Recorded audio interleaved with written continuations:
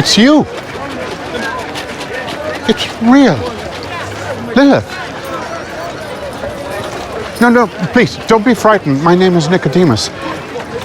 I ministered to you, Lilith. I don't answer to that name. I am Mary. I was born Mary. But you were called Lilith, yes? Please, I must go. No, please, Mary. I am desperate for your help, Mary. I'm a Pharisee. I'm visiting from Jerusalem. I'm a man of God. And I believe you have experienced a miracle, Mary. Are you really a Pharisee? Yes. I'm sorry, I wasn't... I'm not here to enforce Jewish law. So how do you know who I am? You really don't remember me at all. I burned incense. I don't remember. It's all a blur. I can't go back into that. No, I don't want you to. I can't even imagine. But you are healed. That much is clear. I just want to understand how it happened. That makes two of us. How long after my visit did you feel the change? It wasn't anything you did. It was someone else. Someone else? He called me Mary. He said, I am his. I am redeemed. And it was so? Who did this? I don't know his name. And even if I did, I could not tell you. Why not? His time for men to know has not yet come. It's time for men. He performs miracles and seeks no credit? What does he look like? Is he a member of Sanhedrin? Would you at least know him if you saw him again? I don't know why I am sharing this with you. I don't understand it myself. But here is what I can tell you. I was one way. And now I am completely different. And the thing that happened in between was him. So yes, I will know him for the rest of my life. I have to be home to prepare for Shabbat, as I'm sure you do. So, man, that you're even hosting Shabbat dinner? It will be nothing like yours, I'm sure of that. But I'm going to try. Shabbat Shalom, Nicodemus.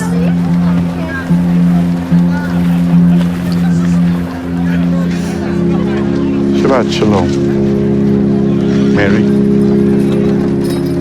Hey, my friends, welcome to Embrace the Question.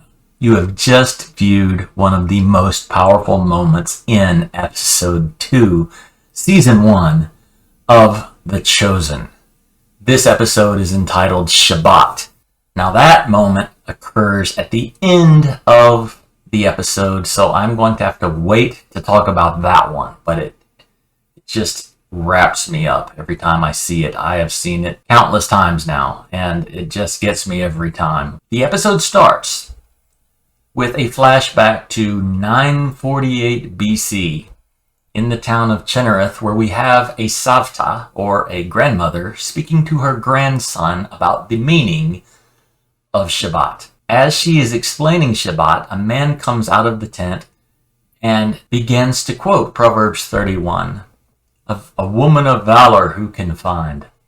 And that is out of Proverbs 31 verse 10. We commonly refer to it as the proverb of the virtuous woman. Proverbs 31 is traditionally quoted or sung before the Shabbat dinner, which for us would be a Friday night dinner, the beginning of Shabbat. What is interesting is the connection between Proverbs 31, the woman of valor, and Shabbat. Why are those two together? Why is one quoted at the beginning of Shabbat?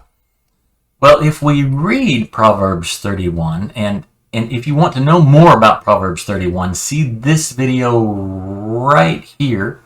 I'll go into a lot of details about the real meaning of Proverbs 31. However, if we duck down to about verse 29, we will read a section that reads like this: Many women have displayed strength, but you have risen above them all. That verse doesn't really sound like it's talking about a generalization of women of valor. Now, it could be, but it really seems aimed at a specific woman. It is my belief that this is a Holy Spirit prophecy through Solomon that the woman of valor is the mate of the Messiah. We could say that it's a prophecy of the church, the woman of valor who is entrusted and empowered by her husband. How about that? So again, what is the connection between Shabbat and this woman of valor? Proverbs 31. Perfect union, the perfect unity between Messiah and the church creates a Shabbat, creates a rest that is divine and orchestrated by God himself. In this very same scene, we see the adults blessing the children.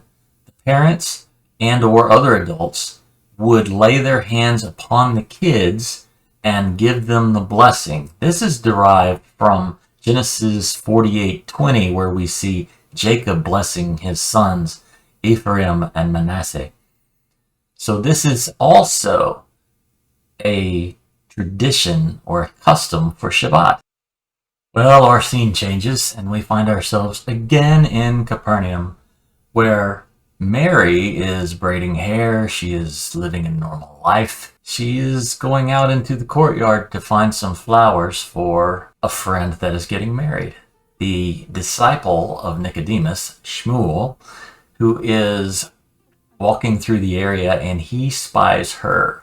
Now he is amazed. She is apparently restored, that she has been delivered from the demons.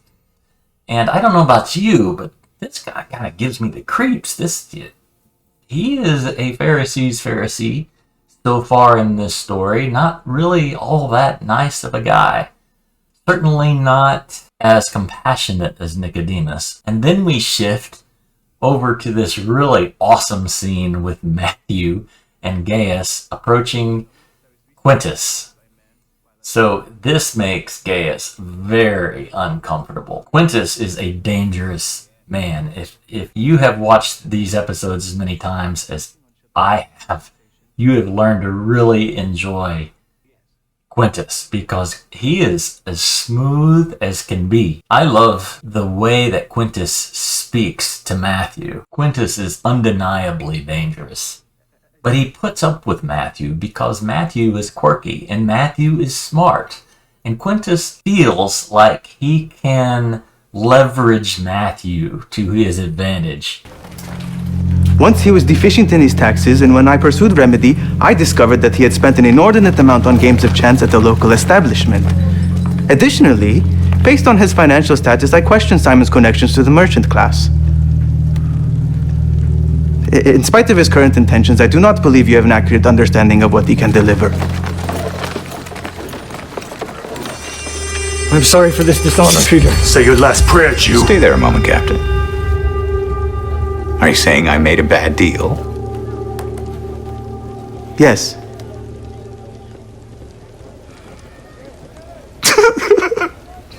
Where did he come from?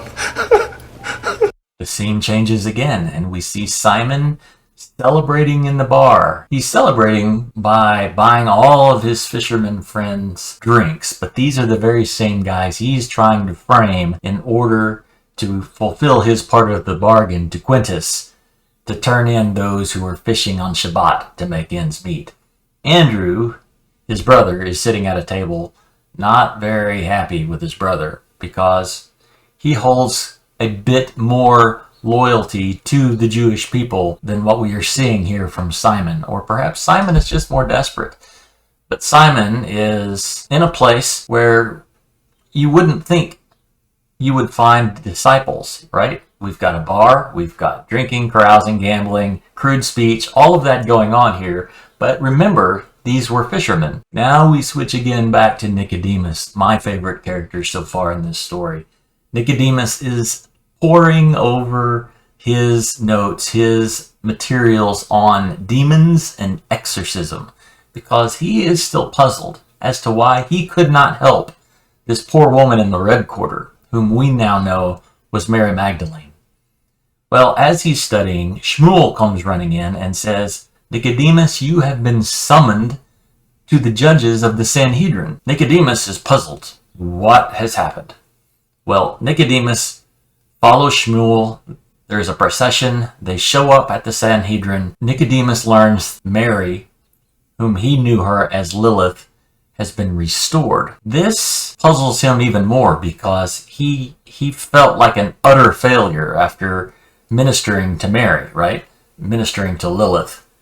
So he is puzzled, but now he's wondering if perhaps his efforts to deliver her were successful. In the next succession of scenes, which there's about 3 that happen really fast here, we find first Simon and Andrew at night waiting on the shores of the Sea of Galilee, and they are watching for boats to come in so that they will know who will remain out on Shabbat and who is likely not to be out on Shabbat. We find again tension between Simon and Andrew because Andrew is completely against Simon turning his own brothers in to Rome, even if it means complete forgiveness of their taxes. The next scene, we find Nicodemus back home. He is bothered that he has a dinner party coming over. His wife continues to call him teacher of teachers. She mentions sharing loaves with God himself. Everything is grating on Nicodemus's nerves. He doesn't feel like he warrants that type of honor, and he's certainly not convinced that he was the one that delivered Mary, which is the forefront of his mind. The next scene, with Gaius, the centurion, Matthew's ward, breaking up a fight between 2 Jewish men, and Gaius uses the hilt of his sword to knock one of the men out in the streets. Gaius then goes over to the tax booth, and he finds Matthew inside the booth cleaning up because he's been knocked down and he's a mess. And we find that they get into a discussion about what Matthew's father taught him. Jews are odd. People are. How can you not have a relationship with your own father? He says he has no son. Next. That we have this brutal Roman centurion who is touched by the fact that Matthew, this Jewish tax collector, has no relationship with his father. To me, it speaks a bit to the humanity even in Gaius. But what I would like to point out about these last 3 scenes is, remember, this episode is called Shabbat, rest, peace. And what we're finding with Matthew, what we're finding with Gaius, obviously the streets in the marketplace, there's no peace. There's no peace with Simon and Andrew and their brothers. There's no peace with Nicodemus and his duties. There's no peace. And that is the common thread running through all of these scenes. It's you. It's real. Lilith. No, please, don't be frightened. My name is Nicodemus. I ministered to you, Lilith. I don't answer to that name. I am Mary.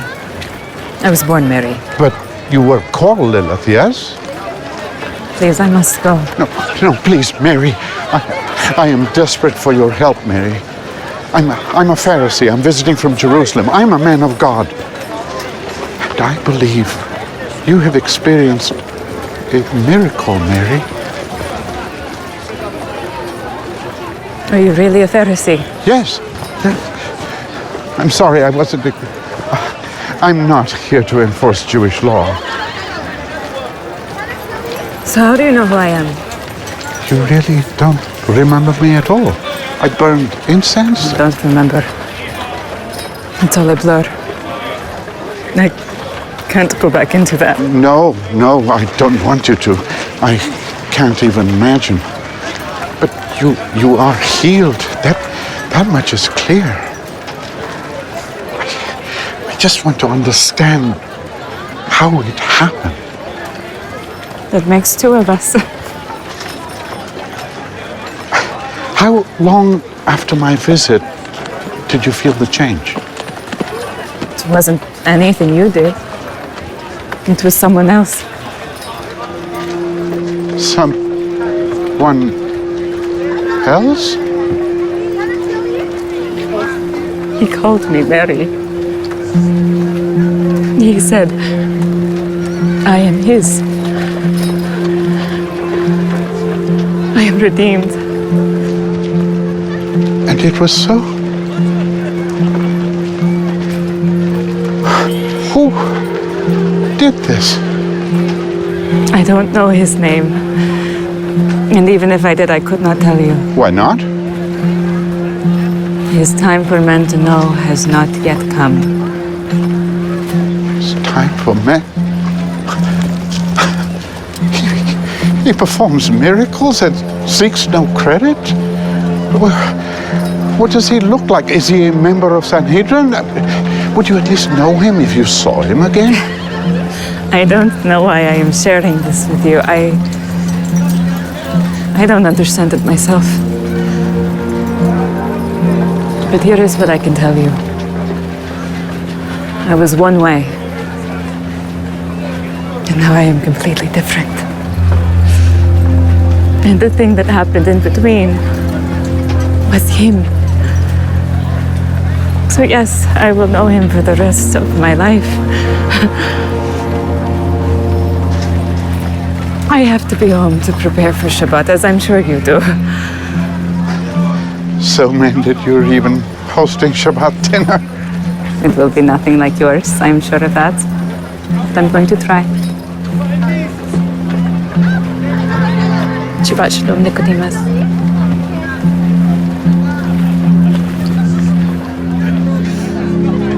Shabbat Shalom, Mary. Wow is all I can say to that clip. That is the most powerful moment that Jesus is not involved in directly since this series started.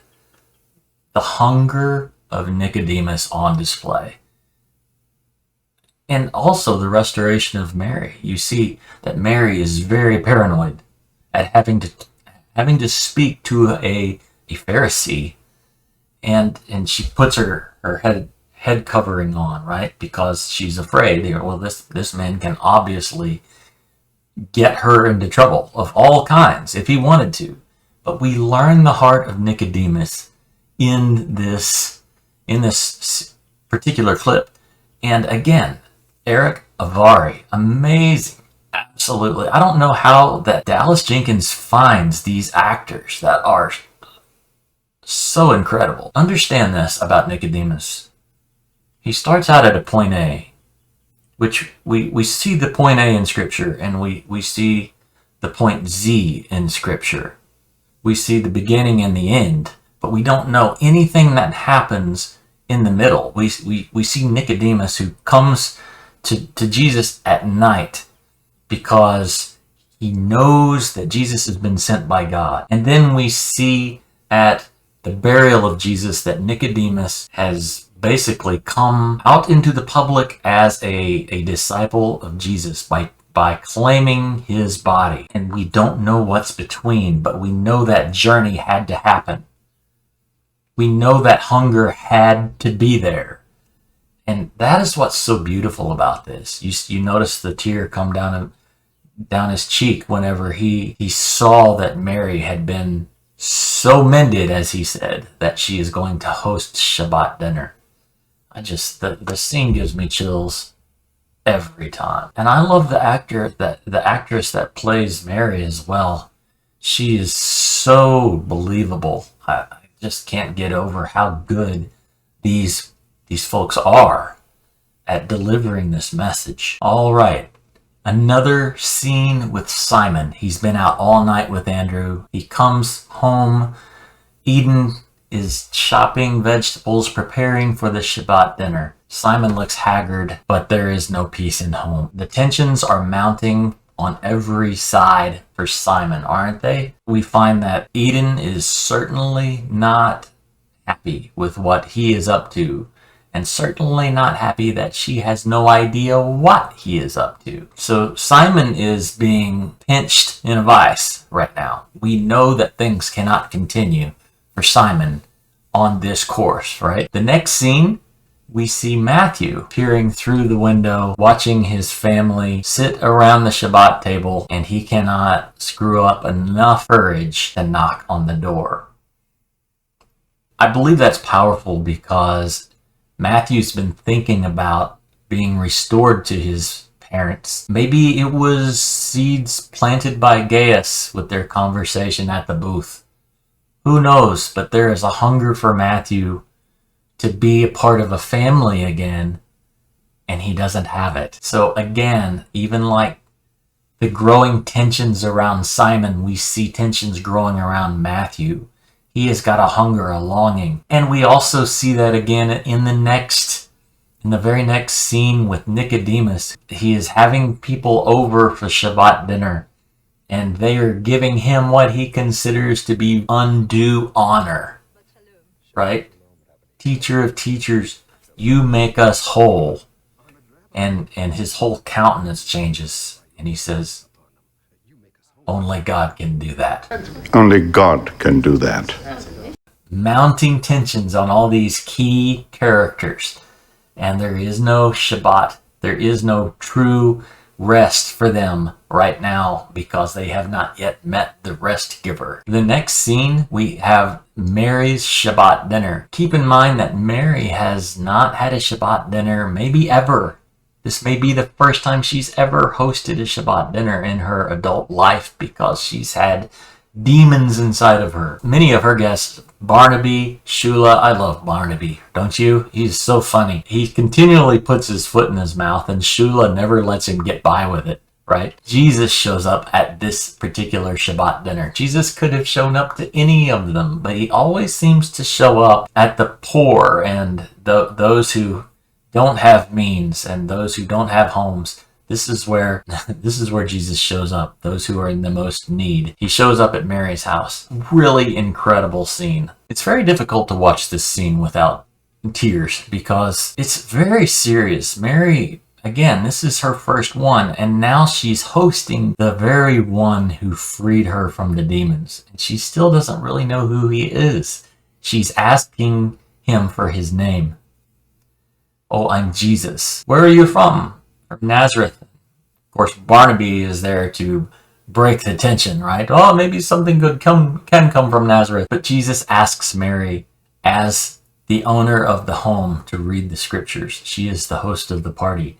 So she reluctantly agrees to read all of the Proverbs 31 scriptures that are customary to read on a Shabbat dinner. As Mary is reading, scene changes and we see Simon leaving Eden, his wife, and his brother Andrew, and he's going to the water. He's going to fish, or he's going to spy out those who are fishing on Shabbat. Well, that's all for episode 2, Shabbat of the Chosen.